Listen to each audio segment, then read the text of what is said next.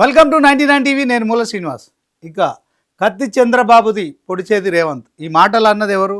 మాజీ నీటిపారుదల శాఖ మంత్రి హరీష్ రావు. ఎందుకు ఈ మాటలు అనాల్సి వచ్చింది? సో ఇప్పుడు మనం తెలుసుకునే ప్రయత్నం చేద్దాం.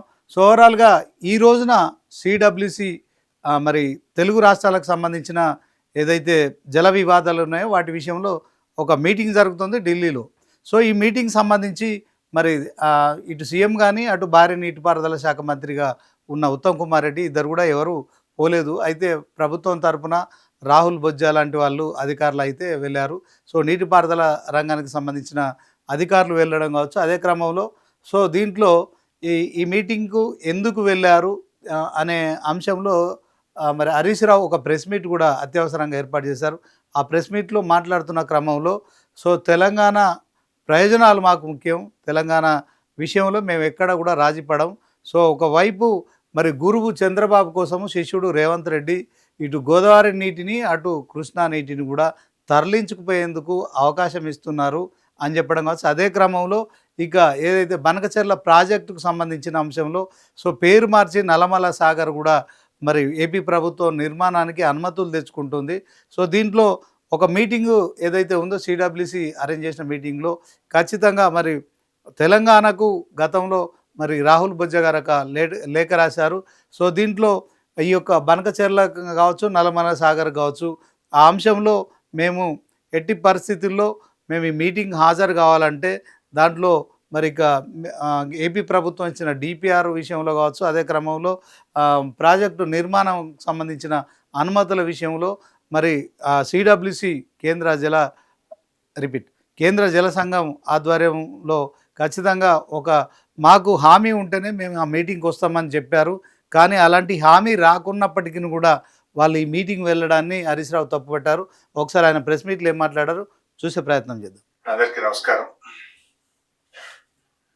ఈరోజు ఒక ముఖ్యమైనటువంటి మీడియా సమావేశాన్ని అత్యవసరంగా పెట్టాల్సినటువంటి పరిస్థితిని కాంగ్రెస్ ప్రభుత్వం కల్పించింది. అంటే మాకు తెలంగాణ సాధించిన పార్టీగా రాజకీయాల కంటే కూడా ఈ రాష్ట్రము, ఈ రాష్ట్ర ప్రయోజనాలు, ఈ రాష్ట్ర ప్రజల మంచి చెడే మాకు చాలా ముఖ్యం. Because we are the fighters, we are the achievers of the state of Telangana. అందువల్ల మాకేముంటది, ఈ రాష్ట్రం బాగుండాలి, రాష్ట్ర ప్రజలు బాగుండాలనేదే మాది ప్రాధాన్యత. రాజకీయాలు అనేది రెండవ ప్రాధాన్యత మాకు. కాళోజీ గారు ముందే చెప్పినట్లు ప్రాంతం వాడే తెలంగాణకు చేస్తున్నటువంటి ద్రోహం ఈరోజు నేను బయట పెడతా ఉన్నా. దేశ రాజధాని ఢిల్లీ కేంద్రంగా తెలంగాణకు జరగబోతున్నటువంటి ద్రోహాన్ని పసిగట్టి బయటపెట్టి దాన్ని నివారించేటువంటి ప్రయత్నం చేస్తా ఉన్నాం. ఒకవేళ తప్పు జరిగితే తెలంగాణ నీటి చరిత్రలో ఈరోజు ఒక బ్లాక్ డేగా నిలిచిపోతుంది. గోదావరి జలాల అక్రమ తరలింపు విషయంలో బీఆర్ఎస్ పార్టీ మొదటి నుంచి కూడా ఈ రాష్ట్ర ప్రభుత్వాన్ని అప్రమత్తం చేస్తూనే వస్తుంది. మీకు కూడా తెలుసు, నేను గతంలో కూడా డాక్యుమెంట్స్ కూడా బయట పెట్టాను. ఎందుకు అంటే మేము మాట్లాడు బ్యాక్ డేట్ లో ఉత్తరాలు పంపుడు, ఇవన్నీ మీకు గతంలో కూడా పంపిన. నేను ఇదే భవన్ లో ప్రెస్ మీట్ పెట్టగానే ఒక 3 hours లో నిన్న డేట్ తో ఉత్తరం రాస్తాడు ఉత్తమ్ కుమార్ రెడ్డి. మాకేమో స్టేట్ ఇంట్రెస్ట్ కనుక వాళ్ళకి పట్టింపు లేదు. మేము పదే పదే ఆ విషయాలు బయట పెడుతూ రాష్ట్ర ప్రభుత్వాన్ని మేము అప్రమత్తం చేస్తుంటే ఇంకేదో ఫేస్ సేవింగ్ కోసం బ్యాక్ డేట్ లేసి నా ప్రెస్ మీట్ అయినాక 5 గంటలకు 3 గంటలకు 4 గంటల తర్వాత ఇన్ని ప్రెస్ నోట్లు లెటర్లు కేంద్ర ప్రభుత్వానికి రాష్ట్రం రాసింది, డాక్యుమెంట్స్ కూడా అన్ని నేను రిలీజ్ చేస్తున్నాను. ఇకపోతే అంటే పరిస్థితి ఏమైందంటే మొద్దు నిద్రపోతుంది ఈ ప్రభుత్వం, కుంభకర్ణుల్లాగా నిద్రపోతా ఉంది. ముళ్ళుగట్ట బట్టి పొడిస్తే తప్ప ఈ ప్రభుత్వం నిద్రలేస్తలేదు. అది గోదావరి బనకచెర్ల ప్రాజెక్ట్ అయినా, గోదావరి నల్లమల సాగర్ ప్రాజెక్ట్ అయినా జరిగేది మాత్రం గోదావరి జలాల దోపిడీ, జరిగేది మాత్రం తెలంగాణకు నష్టం. ప్రాజెక్టు పేరు మారింది తప్ప ఆంధ్రప్రదేశ్ జలదోపిడిని మాత్రం ఆపలేదు. ఈ జలద్రోహం విషయంలో కత్తి బాబు గారిది పొడిచేది రేవంత్ రెడ్డి. ఎందుకంటే కేసీఆర్ గారు చెప్పేటోళ్ళు కత్తి ఆంధ్రోళ్ళది పొడిచేటోడు మనోడే ఉన్నాడు అన్నట్టు, ఇవాళ ఈ గోదావరి జలద్రోహం విషయంలో కత్తి బాబు గారిది పొడిచేటోడు రేవంత్ నిలిచిపోతుంది. గోదావరి జలాల అక్రమ తరలింపు విషయంలో బిఆర్ఎస్ పార్టీ మొదటి నుంచి కూడా ఈ రాష్ట్ర ప్రభుత్వాన్ని అప్రమత్తం చేస్తూనే వస్తుంది. మీకు కూడా తెలుసు, నేను గతంలో కూడా డాక్యుమెంట్స్ కూడా బయట పెట్టాను. ఎందుకు అంటే మేము మాట్లాడు బ్యాక్ డేట్ లో ఉత్తరాలు పంపుడు, ఇవన్నీ మీకు గతంలో కూడా పంపిన. నేను ఇదే భవన్ లో ప్రెస్ మీట్ పెట్టగానే ఒక 3 hours లో నిన్న డేట్ తో ఉత్తరం రాస్తారు ఉత్తమ్ కుమార్ రెడ్డి. మాకేమో స్టేట్ ఇంట్రెస్ట్ కనుక వాళ్ళకు పట్టింపు లేదు. మేము పదే పదే ఆ విషయాలు బయట పెడుతూ రాష్ట్ర ప్రభుత్వాన్ని మేము అప్రమత్తం చేస్తుంటే ఇంకేదో ఫేస్ సేవింగ్ కోసం బ్యాక్ డేట్ లేసి నా ప్రెస్ మీట్ అయినాక 5 గంటలకు 3 గంటలకు 4 గంటల తర్వాత ఇన్ని ప్రెస్ నోట్లు లెటర్లు కేంద్ర ప్రభుత్వానికి రాష్ట్రం రాసింది, డాక్యుమెంట్స్ కూడా అన్ని నేను రిలీజ్ చేస్తున్నాను. ఇకపోతే అంటే పరిస్థితి ఏమైందంటే మొద్దు నిద్రపోతుంది ఈ ప్రభుత్వం, కుంభకర్ణుల్లాగా నిద్రపోతా ఉంది. ముళ్ళుగట్ట బట్టి పొడిస్తే తప్ప ఈ ప్రభుత్వం నిద్రలేస్తలేదు. అది గోదావరి బనకచెర్ల ప్రాజెక్ట్ అయినా, గోదావరి నల్లమల్ల సాగర్ ప్రాజెక్ట్ అయినా జరిగేది మాత్రం గోదావరి జలాల దోపిడీ, జరిగేది మాత్రం తెలంగాణకు నష్టం.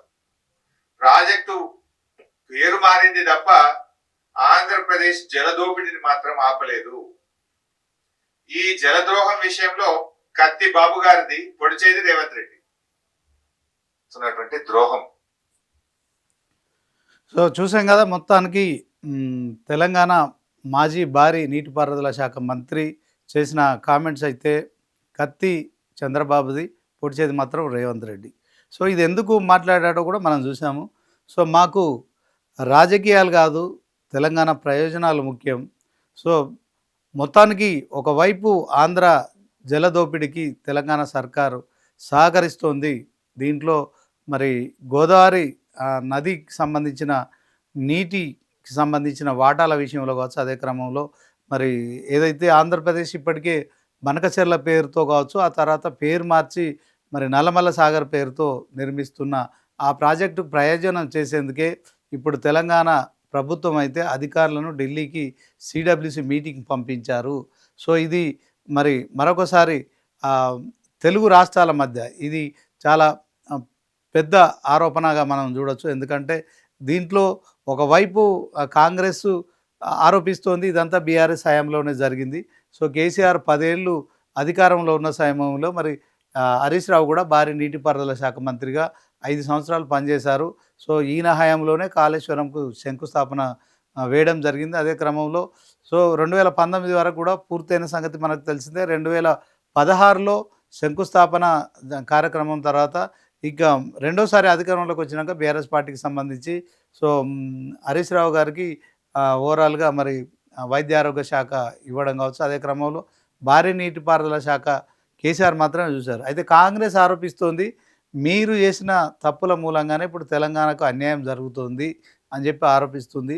సో ఈ ఆరోపణలు ప్రత్యారోపణలు చూసుకున్నట్టయితే సో ఈరోజు సిడబ్ల్యూసి ఆధ్వర్యంలో మీటింగ్ ఏర్పాటు చేయడం, 2 తెలుగు రాష్ట్రాలకు సంబంధించిన నీటిపారుదలకు సంబంధించిన అధికారులను పిలవడం కావచ్చు, ఒక సిట్టింగ్ జరుగుతుంది. గతంలో బీఆర్ఎస్ పార్టీ మరి ఎలాంటి మీటింగ్లకు వెళ్ళలేదు.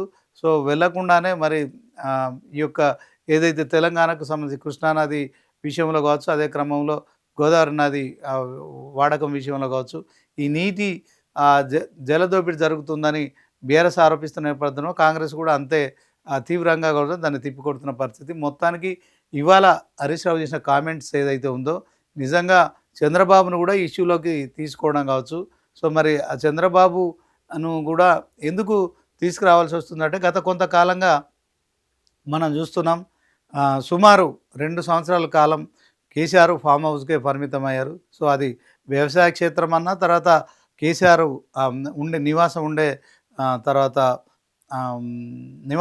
నివాసం అని అనుకున్నప్పటికీ కూడా సో దాంట్లో వ్యవసాయ క్షేత్రం అని అనుకున్నప్పటికీ కూడా సో అది వ్యవసాయ క్షేత్రమా ఫామ్ హౌసా, సో దాంట్లో కాసేపు అది చర్చ కాదు. కానీ దీంట్లో కేసీఆర్ పరిమితం అయిపోయారు. దాంట్లో సవ అనేక కారణాలు ఉన్నాయి. అనేక కారణాలు మీన్స్ ఏంటంటే కొంత తెలంగాణ ప్రజలు ఇచ్చిన తీర్పు ఏదైతే ఉందో ప్రతిపక్షానికి పరిమితం చేయడం కావచ్చు. అదే క్రమంలో కాంగ్రెస్ ప్రభుత్వం అధికారంలోకి వచ్చారు.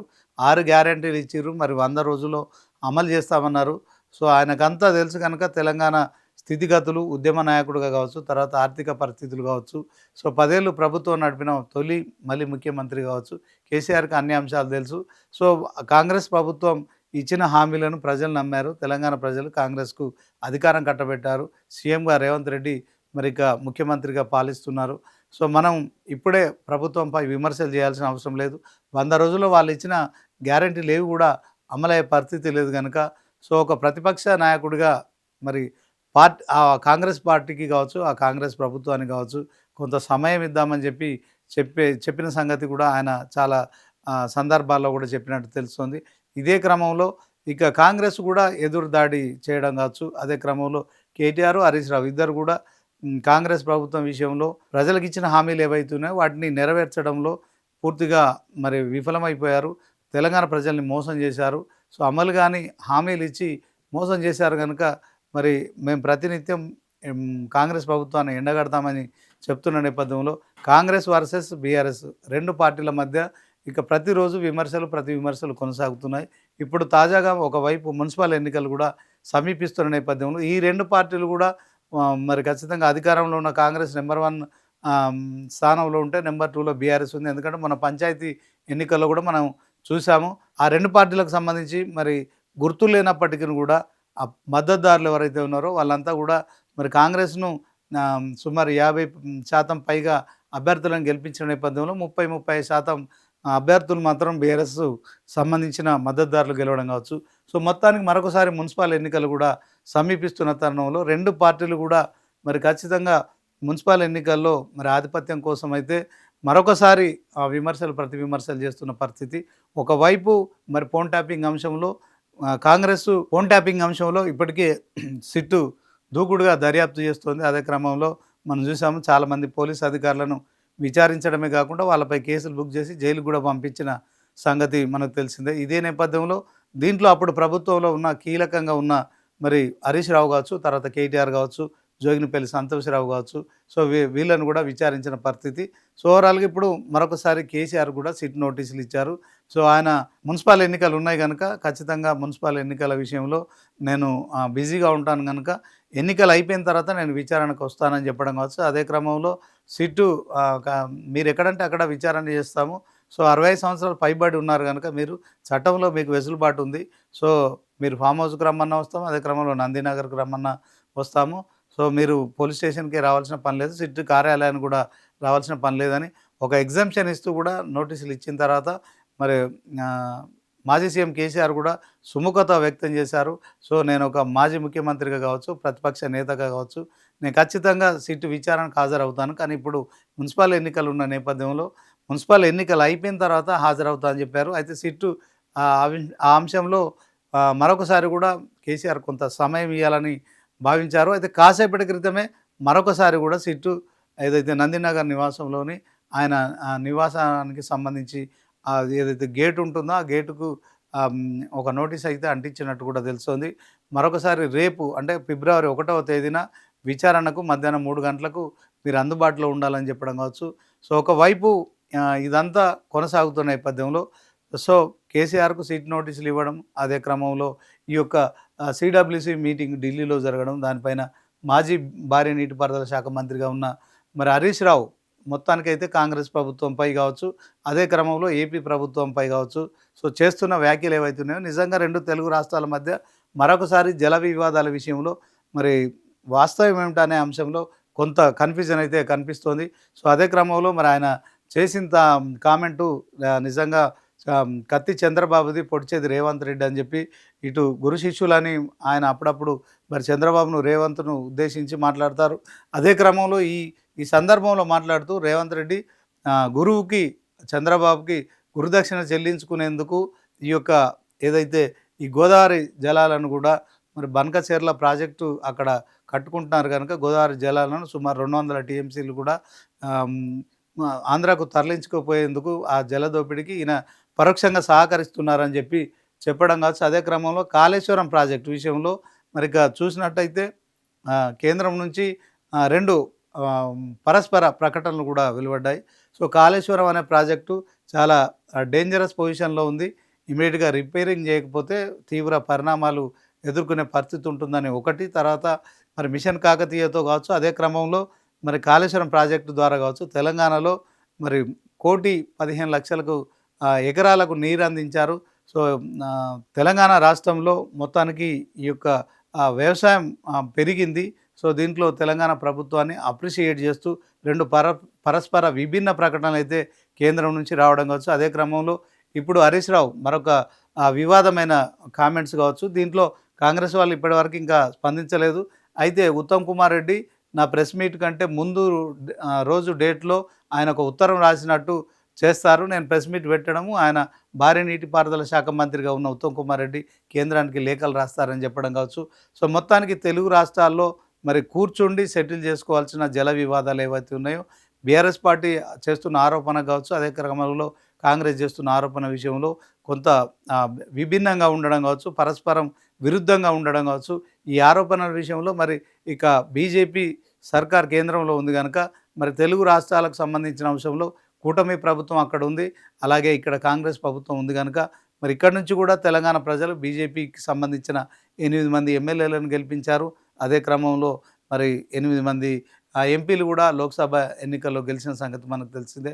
సో ఇది అంతర్రాష్ట్ర జల వివాదాలకు సంబంధించిన అంశంలో కేంద్రం మరి పెద్దన్న పాత్ర పోషించాలి. ఎందుకంటే తెలంగాణ సీఎం రేవంత్ రెడ్డి ఇప్పటికే మరి నరేంద్ర మోడీని బడే బాయ్ అని సంబోధించడం కావచ్చు, అదే క్రమంలో ఆయన చోటాబాయిగా ఆయన చెప్పుకోవడం కావచ్చు. సో నిజంగానే కేంద్రం మరి రాష్ట్రాలన్నిటికీ బడే బాయ్ పెద్దన్న అనడంలో ఎలాంటి సందేహం లేదు. కానీ ఖచ్చితంగా మరి కేంద్రం ఇక్కడ కాంగ్రెస్ ప్రభుత్వం ఉంది, అక్కడ కూటమి ప్రభుత్వం ఉంది కనుక సో చంద్రబాబుకు వత్తాసు పలుకుతోంది కేంద్రంలో ఉన్న సర్కార్ అనే ఒక నిందను కూడా దూరం చేసుకోవాలంటే ఖచ్చితంగా మరి ఇరు రాష్ట్రాలకు సంబంధించిన అఖిల పక్షాలని కానీ, తర్వాత అన్ని పార్టీలను కానీ పిలిచి ఖచ్చితంగా మరి తెలుగు రాష్ట్రాలకు జరుగుతున్న ఈ నీటి కేటాయింపులు ఎలా ఉన్నాయి, దాంట్లో ప్రాజెక్టులు ఉన్నాయి, సో తాజాగా మరి నిజంగానే నల్లమల సాగర్కి కేంద్రం సహకరిస్తుందా, ఇదే క్రమంలో చంద్రబాబు ఒత్తిడికి తలొగ్గుతుందా అనే అంశంలో మరొక క్లారిటీ ఇవ్వాల్సిన అవసరం ఎంతైనా ఉంది. ఎందుకంటే తెలంగాణ రాష్ట్రంలో కూడా అధికారంలోకి రావాలని 2014 నుంచి కూడా బీజేపీ మరి చాలా తీవ్రంగా ప్రయత్నాలు చేస్తుంది. సో 2023 ఎన్నికల్లో కూడా మరి ఖచ్చితంగా అధికారంలోకి వస్తుందని చెప్పి కూడా ఒక ప్రచారం జరిగింది. కానీ ఇటు బీఆర్ఎస్ వ్యతిరేక ఓటు, ఇటు బీఆర్ఎస్ వ్యతిరేక ఓటు కావచ్చు, అదే క్రమంలో బీజేపీ ఖాతాలో పడే ఓట్లన్నీ కూడా కాంగ్రెస్ ఖాతాలో పడడం కావచ్చు.